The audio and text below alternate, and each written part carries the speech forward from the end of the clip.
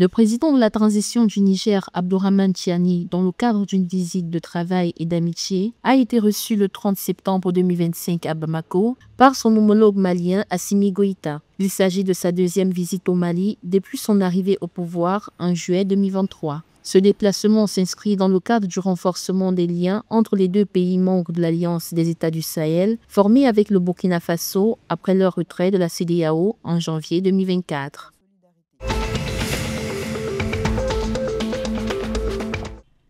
Au Togo, la campagne 2024-2025 de commercialisation du café et du cacao a enregistré une nette progression des exportations.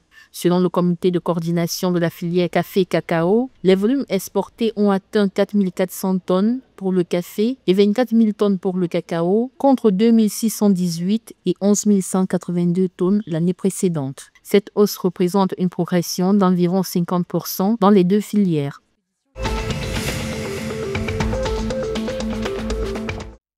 Au Bénin, le gouvernement entend mobiliser plus de 300 millions de dollars pour un programme de nutrition infantile visant les 1000 premiers de la petite enfance. Réunis le 28 septembre à Cotonou, les autorités béninoises et leurs partenaires techniques et financiers ont discuté des ressources nécessaires à la mise en œuvre de ce projet lancé en novembre 2024. D'un coût global de 200 milliards de francs CFA, ce programme vise à garantir une alimentation adéquate dès la grossesse jusqu'aux 2 ans de l'enfant.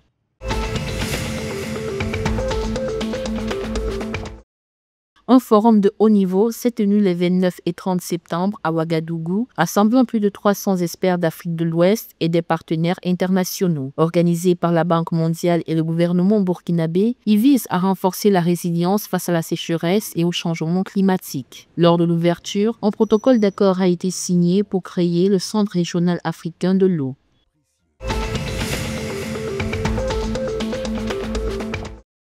La Fédération nigériane de football a officialisé le calendrier des Super Eagles lors de la fenêtre FIFA au mois de novembre 2025. À cet effet, le Nigeria affrontera le Venezuela le 14 novembre à Houston, puis la Colombie le 18 novembre à New York. Ces matchs amicaux face à des équipes combatives permettront aux Super Eagles de se préparer efficacement pour les défis à venir, notamment la CAN.